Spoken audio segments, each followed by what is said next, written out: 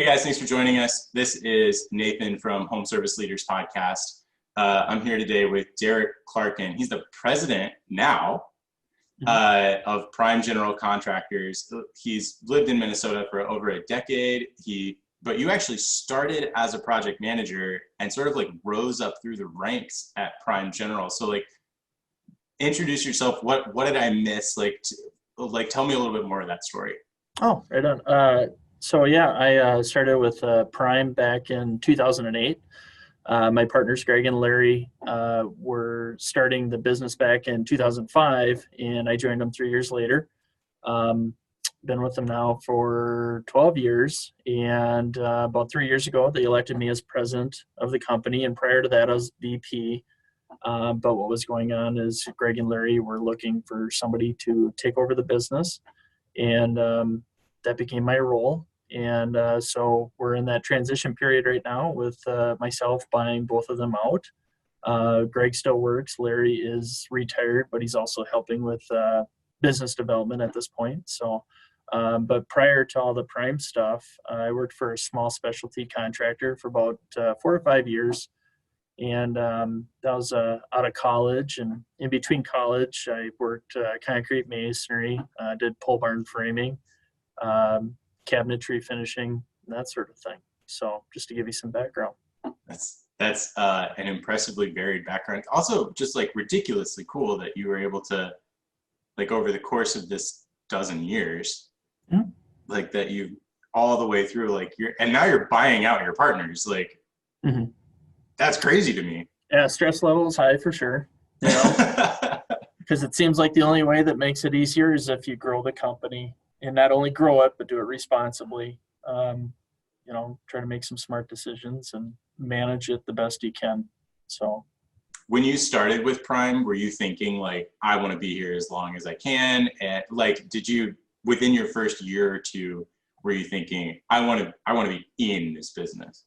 Yeah, for sure. Before I even started with these guys, I was buddies with them because I was bidding their work as subcontractors. Oh. And, just over that, 4 years before I even started with them, I got to know them pretty well. And they had a project manager working for him prior to that. He ended up moving on. So when I had heard they had an opening, I knew they were just a wealth of knowledge. And I just wanted to absorb all of that information and understand the old school mentality for being a general contractor. And hats off to them. They're awesome. They're great people, and showed me a lot, with the ropes. So, well, you've touched on it already. It's a little bit of the elephant in the room. We're all affected by it. We're all thinking about it. None of us can get away from it. And of course, you know what I'm talking about. I'm talking about the fact that you are a general contractor. Yeah. So I worked in the BC Local 4. In Indiana. I was around Indianapolis, but I traveled all the way down to Louisville and did jobs there. My brother started and still runs the terrazzo and tile restoration company. I was a finisher. I became a project manager. I helped him grow his business. I was kind of second in command for a little while. Not nearly at the level that you're talking about.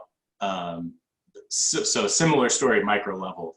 But I remember excuse me. I remember how we were a subcontractor and we worked with GCs, and as a subcontractor, like GCs were either your best friends or biggest enemies. And so tell me a little bit about what is your relationship with your subs like? I'd say really strong. A lot of our subcontractors we've been working with for several years, and even some of them date back to when Greg and Larry were at a former company before they started Prime. And a lot of those guys are, getting to their age where they're going to retire here pretty soon. So, we just have a very cohesive relationship with our subcontractors. We're always looking for new subcontractors, but there's always that trust factor there too, right?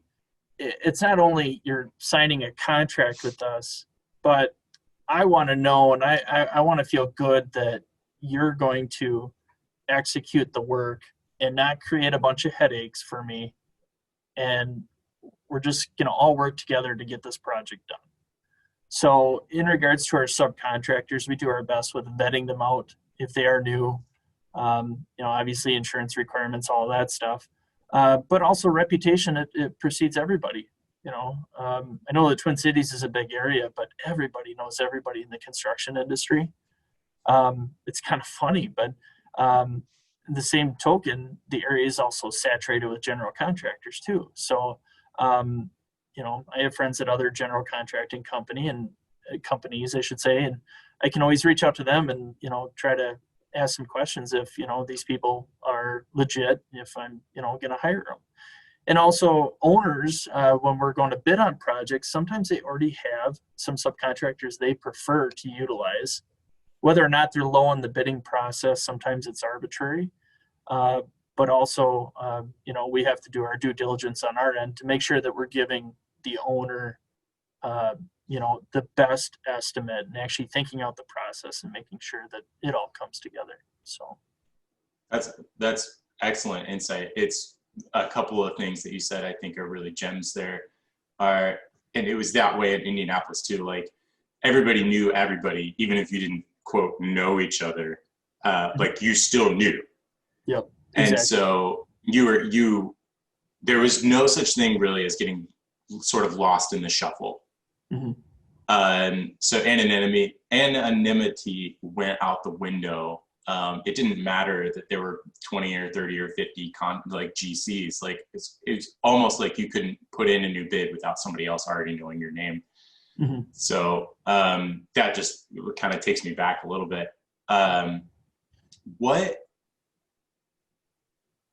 What in like we have to, I said the elephant in the room, that was like a little bit of a joke because the real elephant in the room, of course, is like we're dealing with COVID. Mm-hmm. And 2020 is, to say it's different, right? Like take a shot if I say the word unprecedented. It's like, so tell me a little bit, just to like set the world.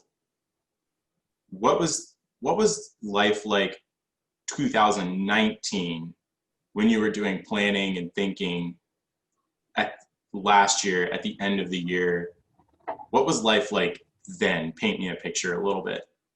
It was good. Looking forward, it's always great if you can start forecasting 4 quarters ahead. That's awesome, because then you can start planning out your crews, where your superintendents are going to go, and you just feel a little less tension, right? Coming into 2020, it looked great. I mean, we had a lot of promising leads. We had, we usually classify leads to, like a solid lead to, basically this one's basically in the door. We just don't have a signed contract. And then, obviously we have what we'd anticipate for revenue earned for each quarter. And I think we had roughly about 60 to 70%. Actually, no, we had a little bit more than that. I think we had about 70% already signed contract on the books, ready to go. So we actually had a decent backlog coming in 2020. But as soon as COVID hit and, it just started sinking into everybody around that, March, April time, it really started setting a tone. And obviously people are reactive when that came through because nobody was anticipating that. I mean, what a shock. I mean, just how unfortunate that's been to the, not only the entire construction industry, just to the United States and, throughout the globe. It's just terrible. But, it started off with reactive, and then, we started reviewing the CDC guidelines and Minnesota Department of Health guidelines on the requirements on what we needed to do.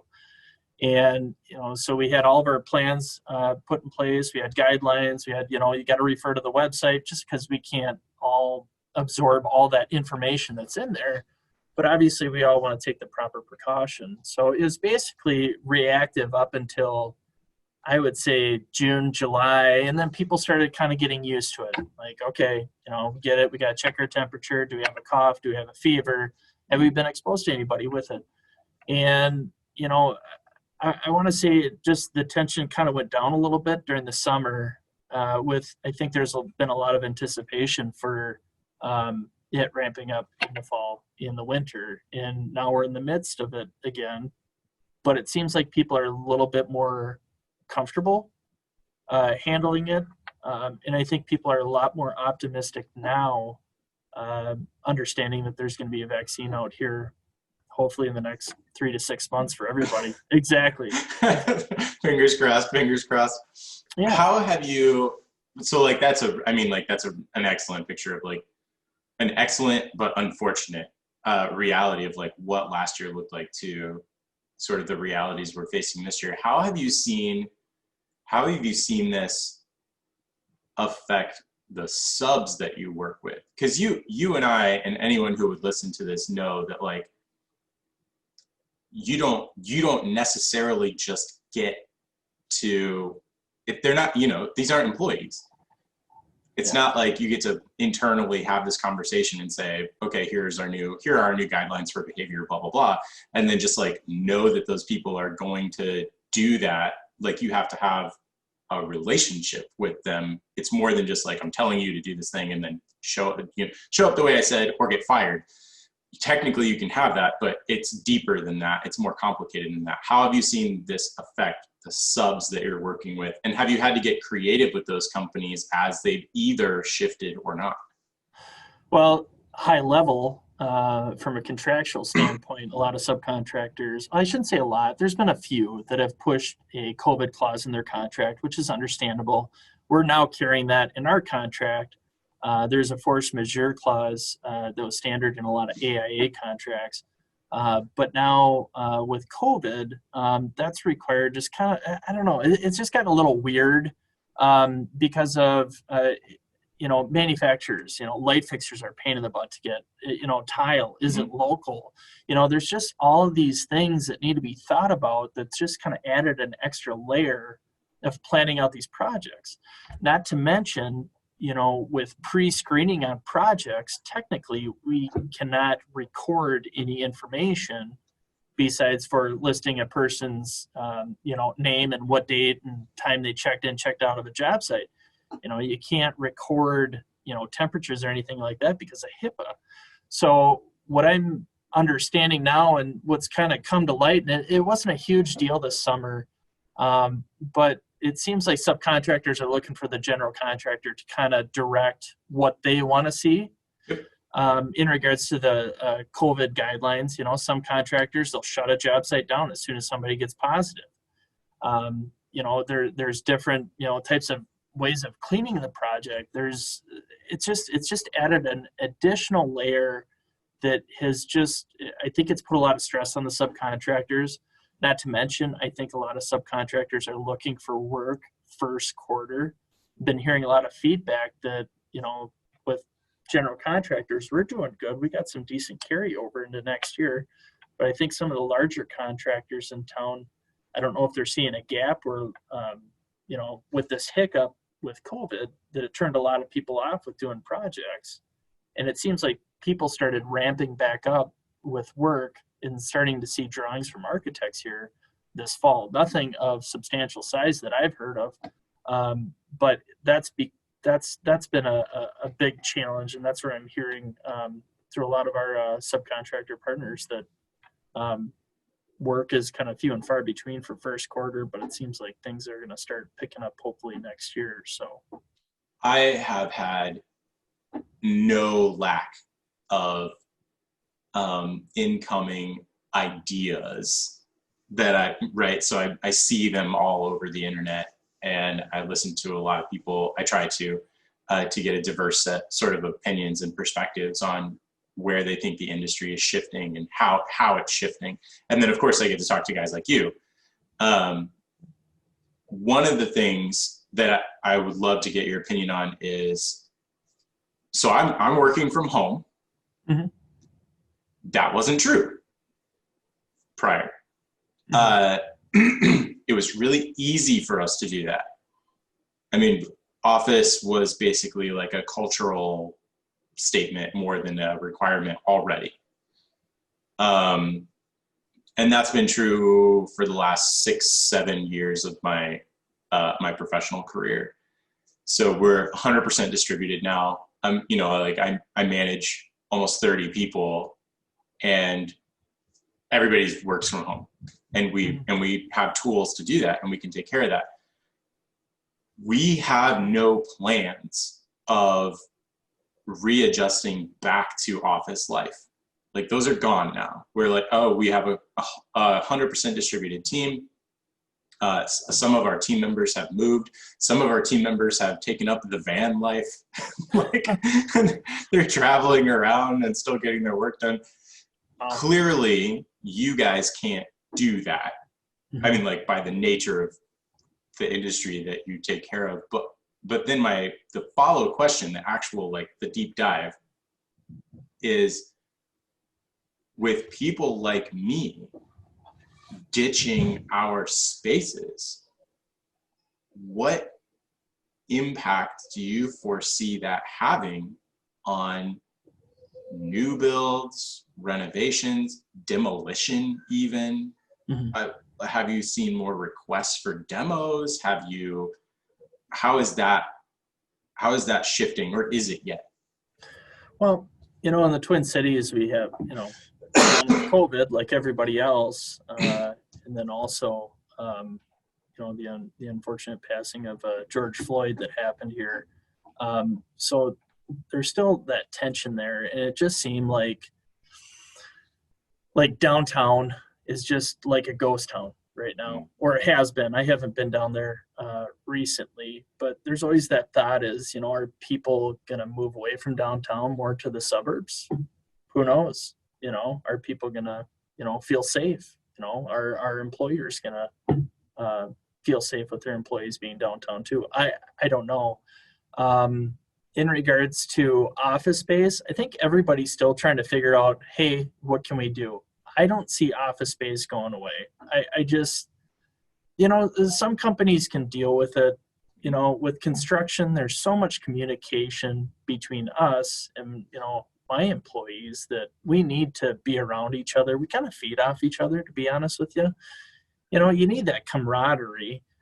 But in regards to office space, I don't see that going away. I see it being a slow process of people going back, but then now employers are going to be thinking, and I've been hearing a lot from architect friends of mine that people are more looking at master planning in the future. How do we want to lay out our office spaces? How can we keep people from being safe now that we've experienced a pandemic? What is the outlook for us moving forward? So I think it's triggered some companies, some businesses, some leaders to start thinking about the future and how they can, not only have their company laid out, but how they can do it safely and make people feel safe. Because before, we do a lot of TI build outs, interior build outs, and there's always collaboration spaces, right? Are they going to go away? I don't know. They have different products now for HVAC, and I shouldn't say different, it's stuff that's been out for a while, but like bipolar ionization, which are basically charged particles in the air, and they say that it can kill, not only COVID, but several other viruses too. So there's options out there. People are, we're all creative. I mean, it's what's driving the capitalism in our country, but, that's something that I think we'll all get through. I think the biggest question people have is the timing. When is it going to happen? When are people going to get back to a normal life? I mean, it's so odd. Look at the Dow Jones right now, over 30,000 points. That's crazy. Right. I mean, so there's still positivity happening.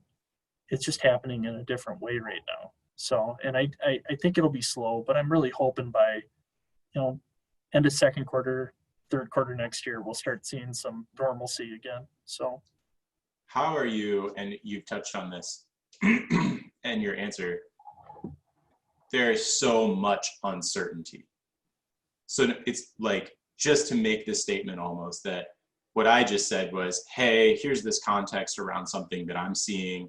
People are talking about office spaces changing, not going back to office space. What are you seeing? And your response is so, like, we can coin that and I can post that, and it's just like, here is this reality. It's uncertain. Like, people are taking different measures. Some people have this solution, some people don't have that solution. Like, and like what you said, which I think is, it's so important to remember, like people are creative, right? Like we're just getting into these moments of people having had enough time to go, I might have to figure this out for the future, not just quote, get through it, but like we need to change. And we're just starting to see the brain power going on those things. So in this space of uncertainty, like how are you managing every day in this uncertainty?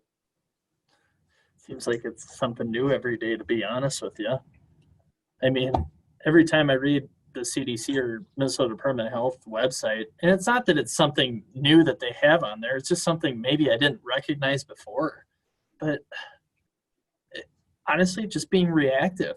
I mean, you know, I think we can all do our best to try to pre-plan, you know, like with our job sites, we try to set them up and, you know, make sure we have enough HEPA filters running on the site and, you know, try to properly distance people away from each other and follow those guidelines. But it's tough. We got job sites where guys unfortunately have to work on top of each other. You know, there's really not a choice. And man, my heart goes out to the field workers because, you know, they're in the middle of this stuff every day. And, you know, we try to manage it the best we can, but, you know, we can't be on the field 100%. We can't watch all this stuff all the time. But I guess just a quick response is just being reactive. I mean, there's no other way. I mean, you can plan all you want, but who's planning for a pandemic, you know? Right. So basically you're saying you can't, no matter what you do, you can't set it and forget it. You have to be aware that it's changing all the time and you have to be willing to adjust to that. Correct. Yeah.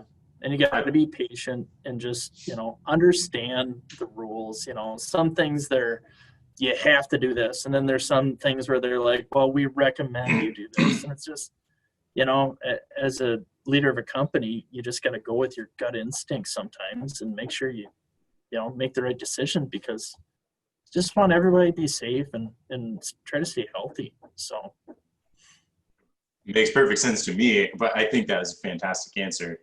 Just, I have seen, I don't think there's, maybe you would disagree with me. I have seen one of the draws of the trades is the steadiness.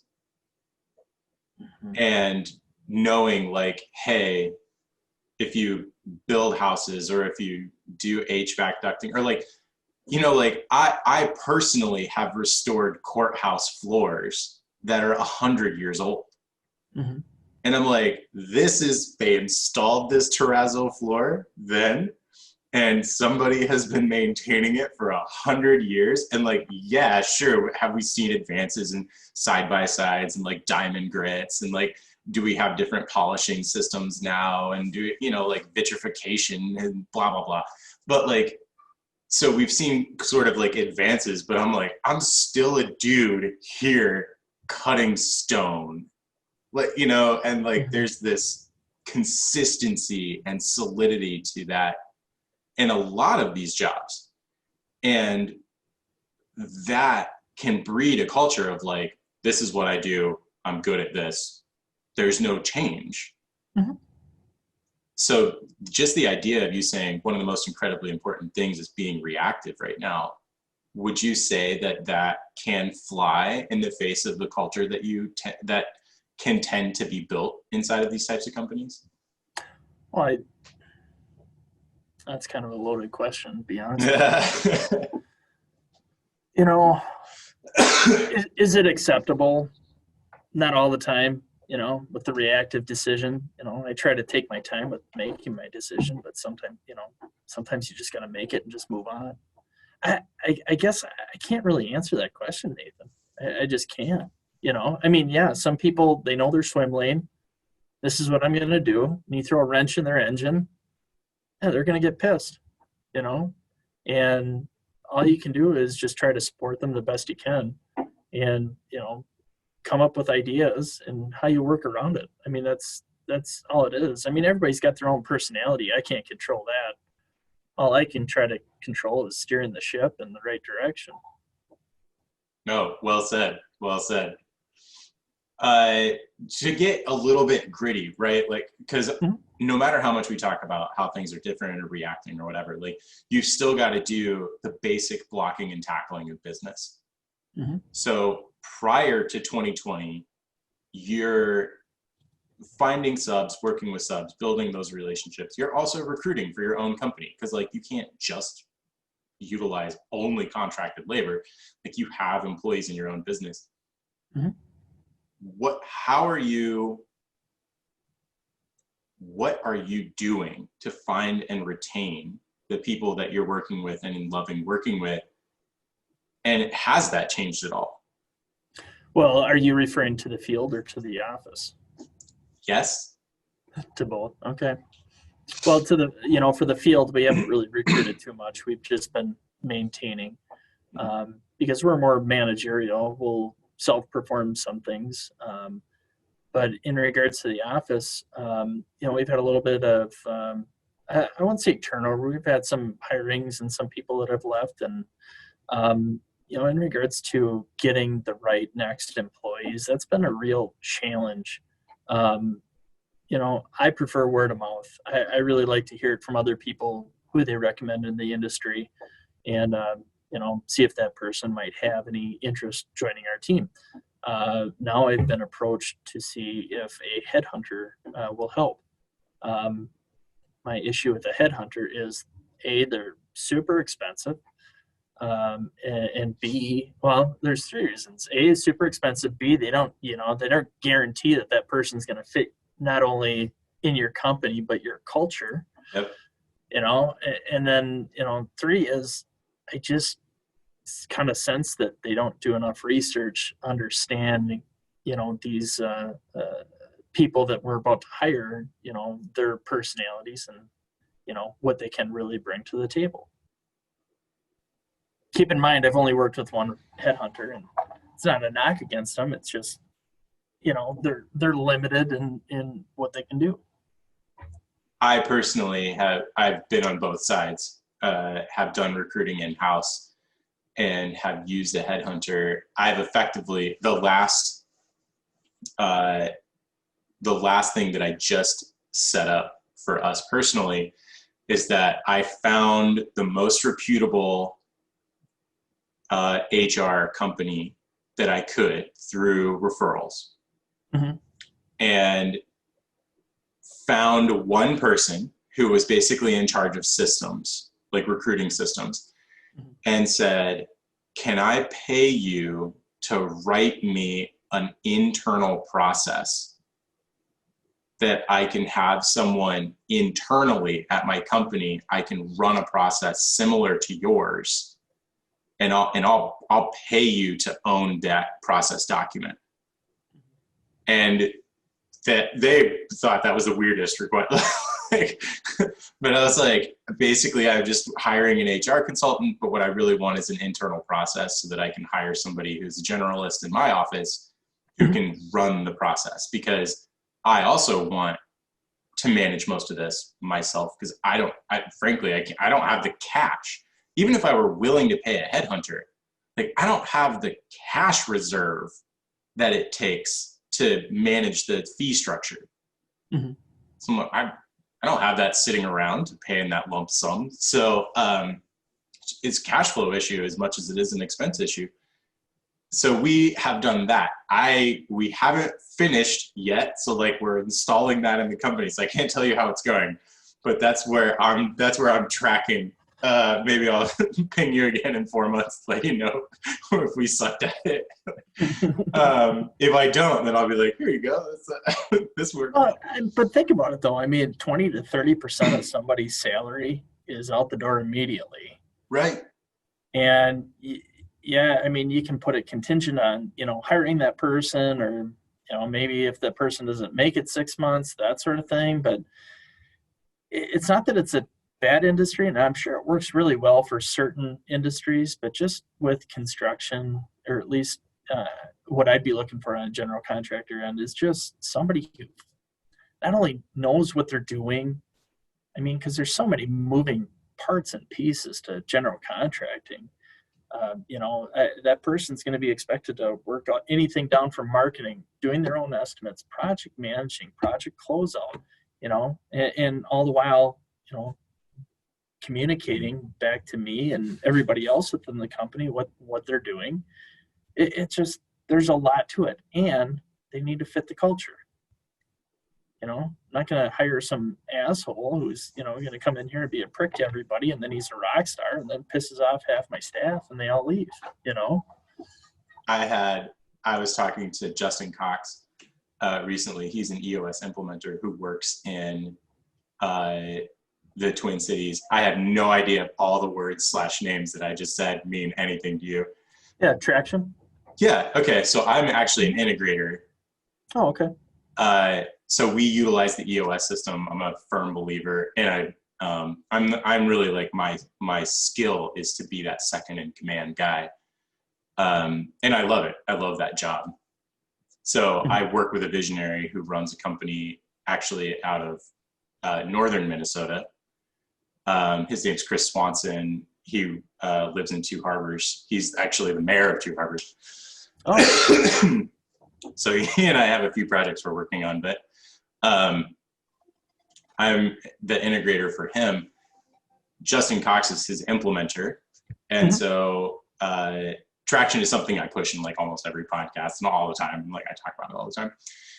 But he was just saying yesterday morning when we were having like a virtual coffee, he was talking about the person you just described, and he was calling them terrorists.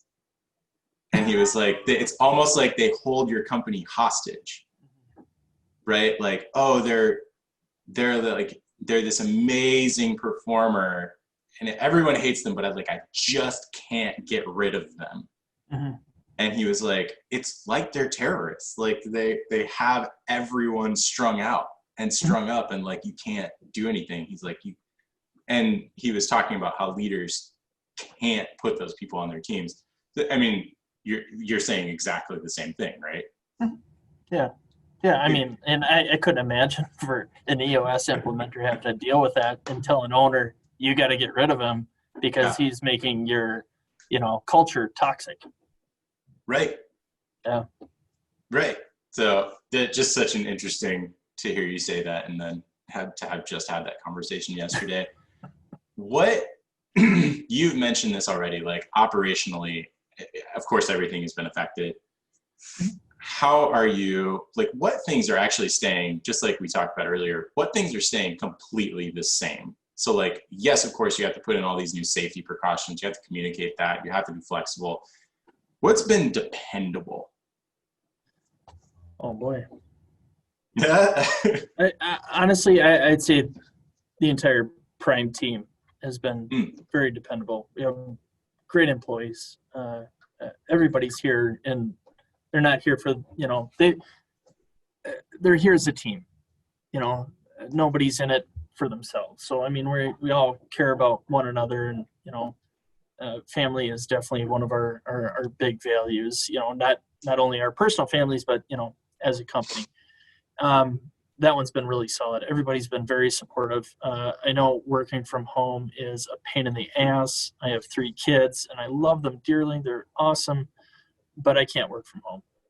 And I see that some of our employees have kids, and it's definitely a challenge. But I would say for consistency, everybody's been, it adds another layer. So everybody's working, it seems like more, or, with technology, we're all using Zoom and we're working on our spreadsheets, remotely, what have you. It's still difficult, when you're at home with just a laptop and you don't have your 3 screens you can work off of it, so I'd say that's been really consistent. And then also my partners have all been very, very supportive of what's going on, and I'll call them and cry the blues every now and then, but it's been really good, because I mean, this affects everybody, and sometimes it sucks being a leader and having to make decisions, and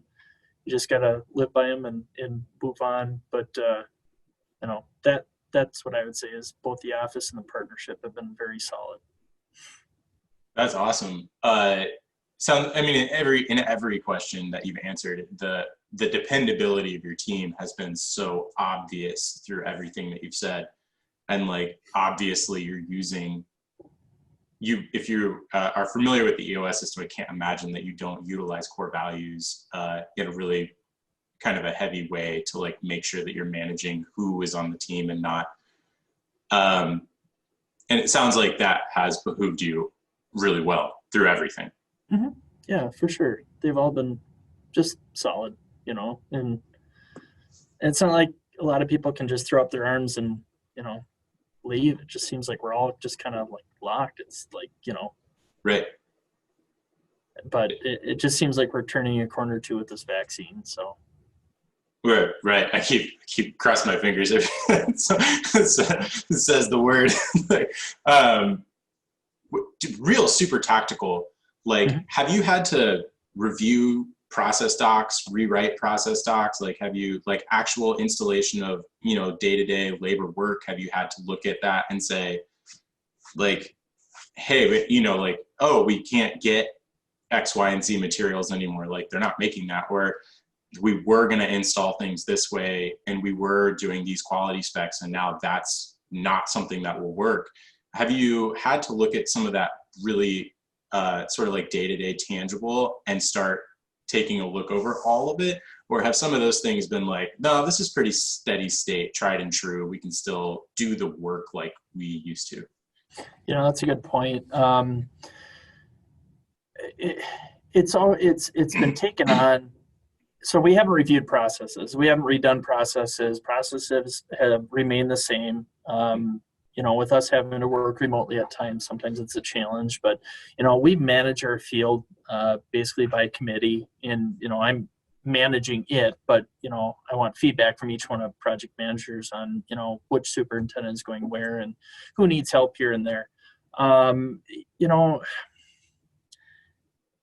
The other thing too with projects when it comes to, if there's materials that aren't showing up on time, it just seems like COVID has, I don't want to call it an excuse, but with manufacturers that are completely out of our control, all we can do is, and we'll look at it, per case basis, but, like for example, we're doing a project in downtown Minneapolis right now. And light fixtures are becoming an issue. So before we even reply to the owner, hey, let's do our research. Let's figure out, can we get something that can be retrofitted later with the same type of light fixture bulb? And then, what's that cost? What's the cost if we end up waiting a little bit? Is the owner pushing the end date a little bit? Do they have to be done by substantial completion? So it's not worth rewriting processes. It's just more worth of let's go on as business as usual. And I hate to say the word react, but these certain items come up and it's construction. It's very standard for, especially now with the pandemic, for things not to show up on time. So we almost have to plan at that point. And right now what we're doing too with subcontractors, typically we've always found out, hey, what's the lead time on material? Before I release you with a contract. Usually the subcontractors are honest and they'll say, well, it's 4 weeks, but, right now we got the holidays coming around. Typically manufacturing plants will shut down, the week of Christmas and the week of New Year's, so we're always trying to be transparent and honest with, our owners and also with our subcontractors, trying to understand, what might delay us and what is our options.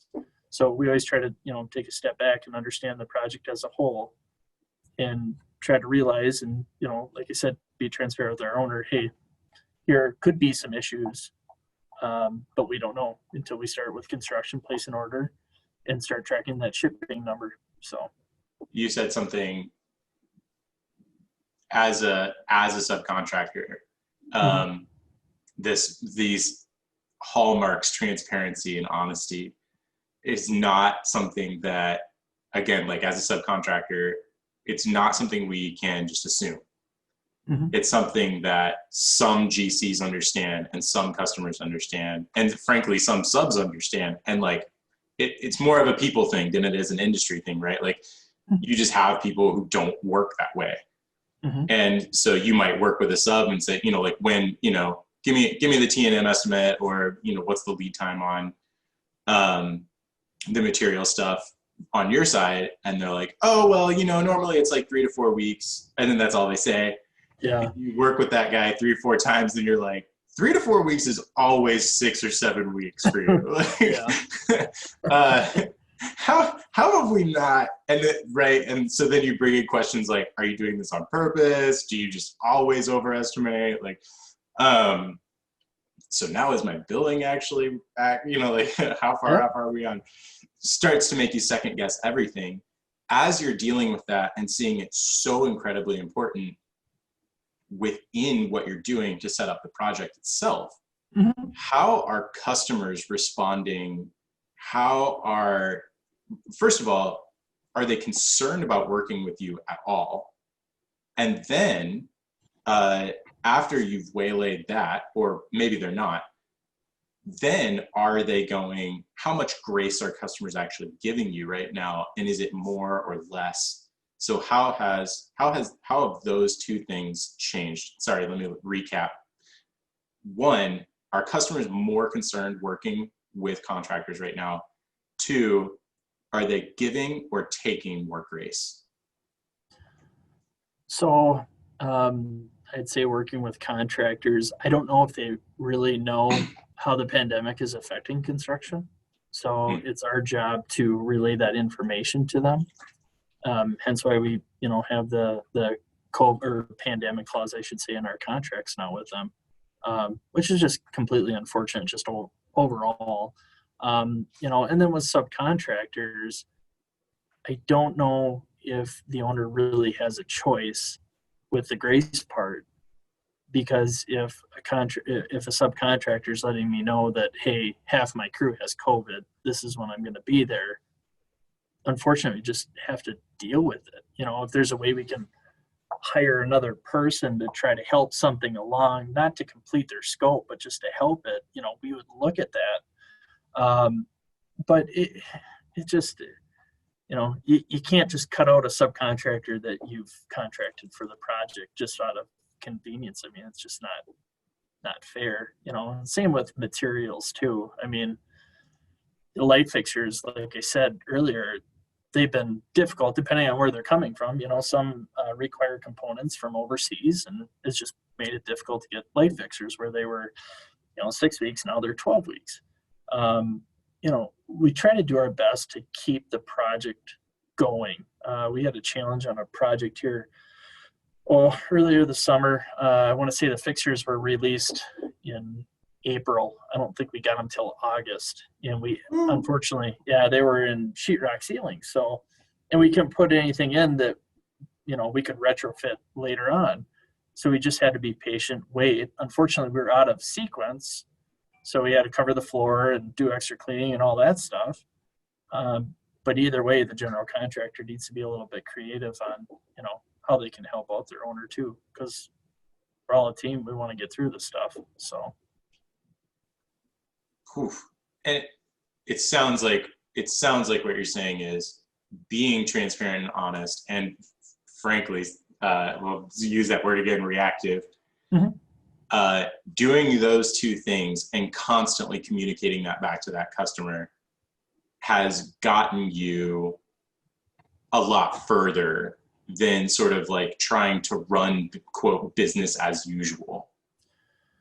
Yeah, I mean, high level, Nathan, a lot of our owners that we work with, I'd say about 70% is return work with the same clients. Mm-hmm. So we have a report built with them, so they understand how we work and, what we do. In regards to them having more respect for us or liking us more, I don't know. We do a lot of nursing home work and assisted living facilities and stuff, and they have their own challenges. And to be honest with you, sometimes it's even tough to communicate with them at times because they're dealing with all the stuff that's going on. So Right. Okay. I mean, I would always make the recommendation that you should be honest and transparent as much as possible with your customer. Kind of trying to catch you in a box a little bit to go, yeah, do that. Well, no, I mean, there's nothing wrong with over communicating. That's what we all try to do here. But in order to, try to point out some unforeseen issue that's construction. I mean, especially when you're dealing with, interior remodels or something. I mean, if you're doing work in a building you've never worked in, who knows what you're going to find? Man, I work in web design a lot, obviously. I mean, so I regularly utilize the analogy of my time in construction to like building websites and how we'll take on a project and people will be like, website is just a website, right? Like and I'll be like, no, it's just like a building. Like we might get in there and we're going to find some stuff, Oh, yeah. and we may have to clean things up or we might have to, now, is it as complicated as what you like? No, most of the time, there are exceptions, but I regularly try to utilize those analogies, and it's like, I wish that the type of grace that it sounds like you're getting from your customers were kind of more common. No, I mean, they're all pretty much understandable, but, to your point, unforeseens, we'll always come up with a solution, but just how much is that solution going to cost? Right. So. Well, and I think to me, the takeaway that you're communicating, the fact that it's, it doesn't seem like it's something that has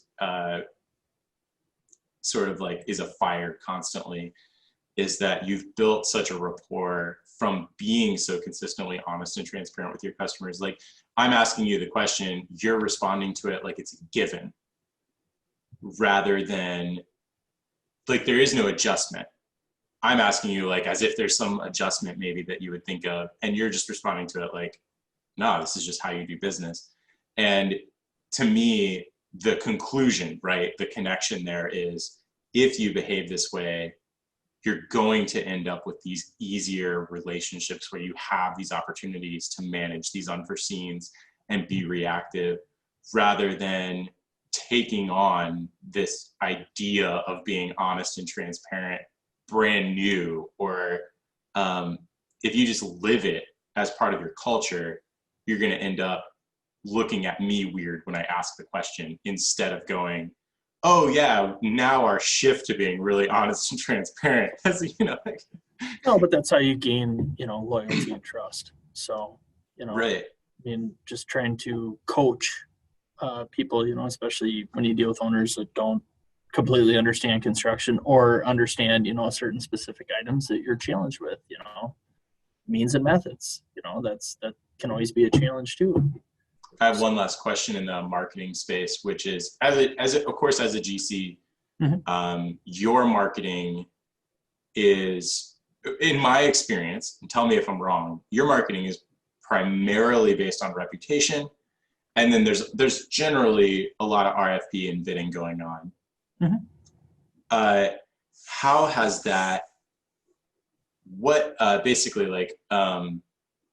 Are you still utilizing exactly the same means, would you say? I know that you said 70% of your business is repeat, but that leaves the 30%. And then, of course, there's growth too, right? So if you're looking for growth at all, it doesn't necessarily come from that 70 that's recurring.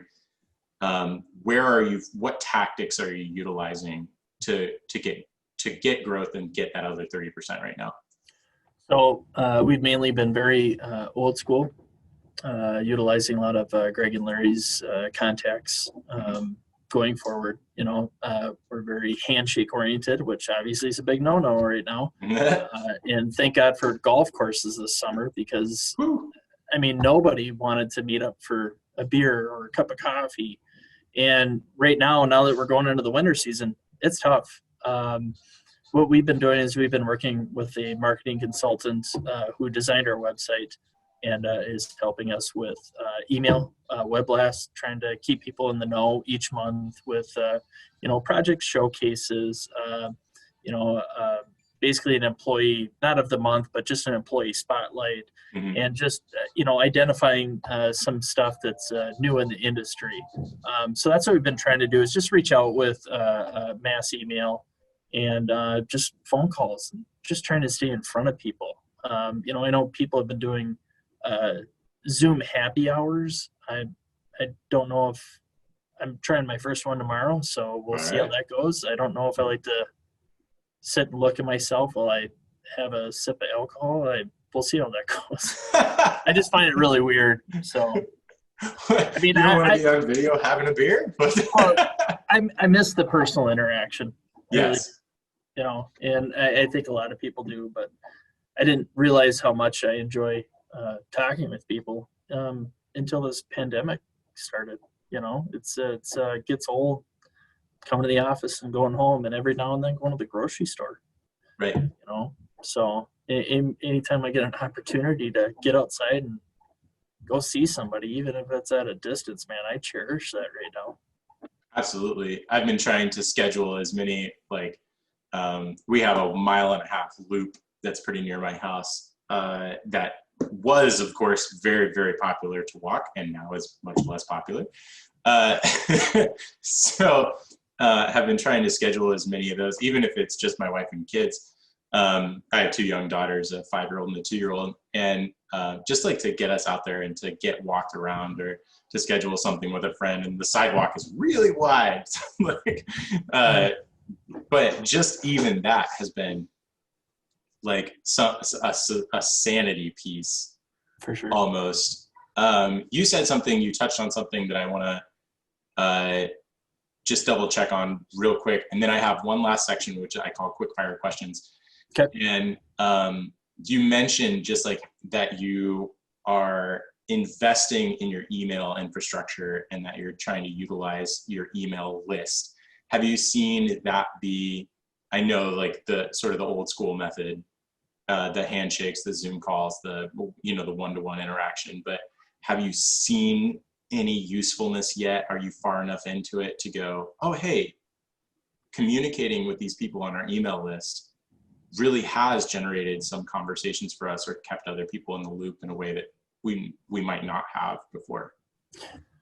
Yeah. With that, I think it's been really positive. Actually, it's we've gotten a couple of reviews on Google for it.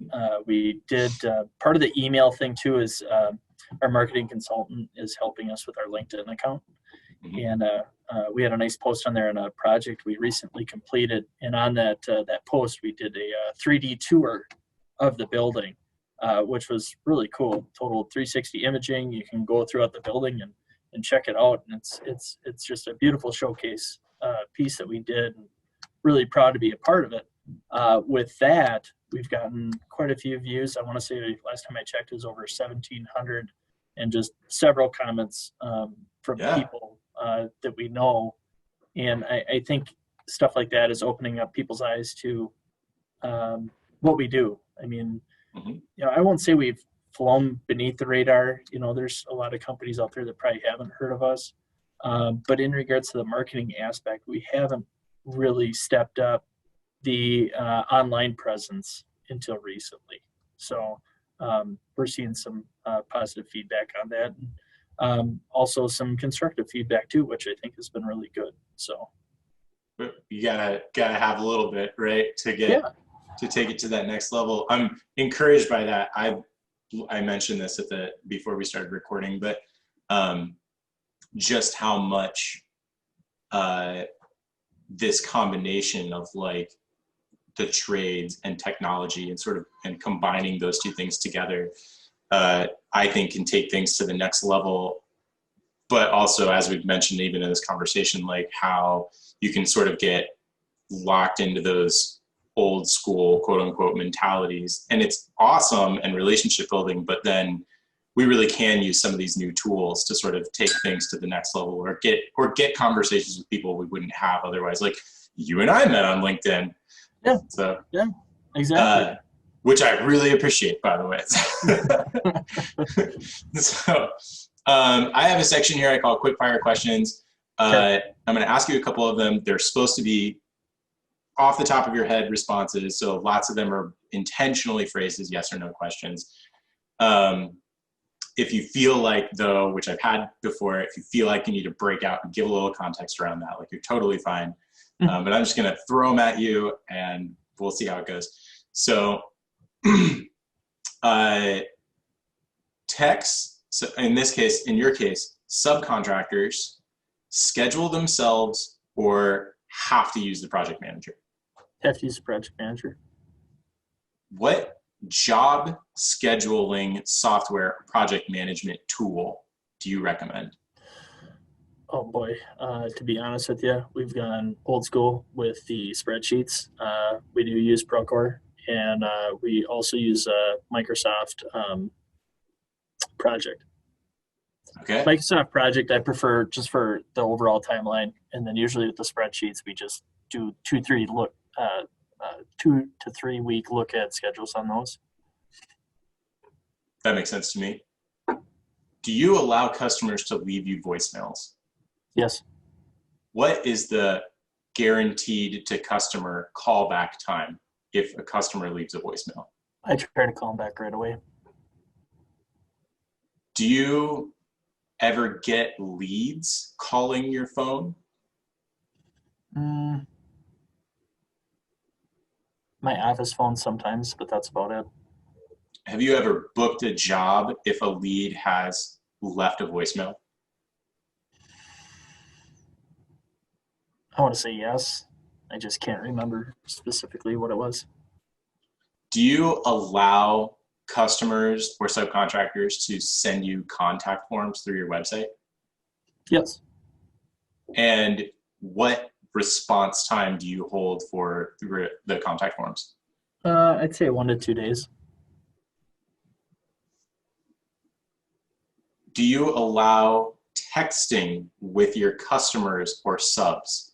Yes. Do you, I think this is obvious, but do you collect customer emails? Yes. And then do you use the emails you collect? For sure. You'd be shocked how many people go, yes, no. Really? What do you think is the best platform to spend $1 on marketing right now?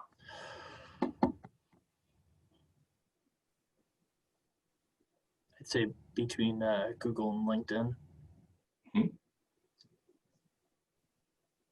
Do you ask every customer for an honest review? No, and I should. Okay, that was going to be my next question is, should you? Mm-hmm.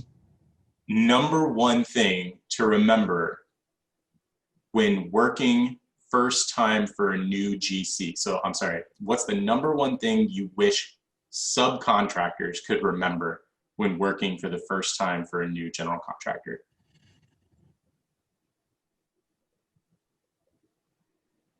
Oh boy.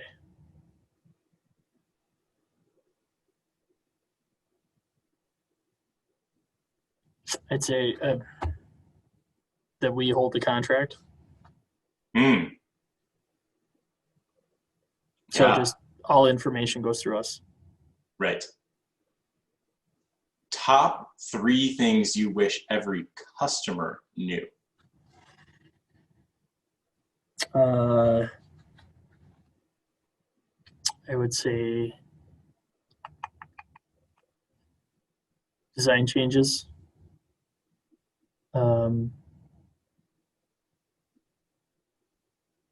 Change orders. And unforeseen conditions. Be reactive. Yeah. And if you could recommend 3 books for other business leaders in the trades and home services, what would those 3 books be? Oh boy. Well, definitely Traction. I did like the Gino Wickman book. I thought that was good. Hang on a second. I got them right here. Good to Great, which I think is pretty standard. Mm-hmm. And Leading Change. Leading Change. Who is that by? That is by, O'Toole. Okay, I haven't heard of that one before, so I'm always interested. I'm personally a voracious reader. Oh, okay. So I'm asking for I'm asking for anyone who would be listening, but I'm also asking for me. Well, I find it funny because I got all my books on my shelf there. Right. I don't know if you can see them in my camera, but I have a bunch of Oh, them yeah. up there. I am an audiobook guy, so most of mine are digital. Oh, okay. Who do you think we need to hear from? Who should I try to get on this podcast next? And they have to be in a leader position? Someone in a leadership position. Now, it doesn't have to be an owner. It could be a head of marketing, head of marketing, head of sales, head of ops, head of project management, but someone in a leadership position. Mm-hmm.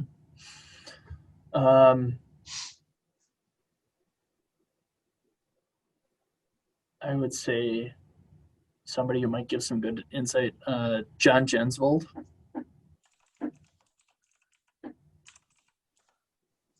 Awesome.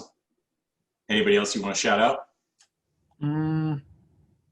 Oh, yeah, that's right, because we're on a podcast right now. My wife, because I love her so much and she's patient with me. No, to my partners and the whole team at Prime, just great cohesiveness, and really appreciate all that they do, whether supporting or working, just great people. So, and then also to all of our owners that we work with, really appreciate working with everybody and the work they've given us, and we strive to do right. So you, in our entire conversation, I've just been so impressed by how much you, and it sounds like your team and your culture, take some of these really high level values, transparency, honesty, cohesiveness, just like GSD, being reactive, doing what's best for the customer. It seems like they're ingrained into who you are and who your team is, and not just how you work with customers, how you work with each other, and how you work with subcontractors. It feels like you would be a GC that we would like going to work for. And so it's been so much fun to talk to you and to hear that, and to hear how much those things are just sort of like oozing out of the answers that you have. If people want to know more about you or what you do, where can they find you? www.primegc.com. Awesome. And then also you can find Derek Clarkin on LinkedIn, just like I did. And is it last call? Is there anything else you want to throw out there before we shut it down? No, just appreciate you reaching out. Appreciate the opportunity to talk to you, Nathan. So thank you very much. It was absolutely fantastic. I took so much good advice from everything you had to say. You're a fantastic guest, so much wisdom. And like I said, I'm a little jealous of how embedded so many of these respectable things are just so obviously embedded in your culture.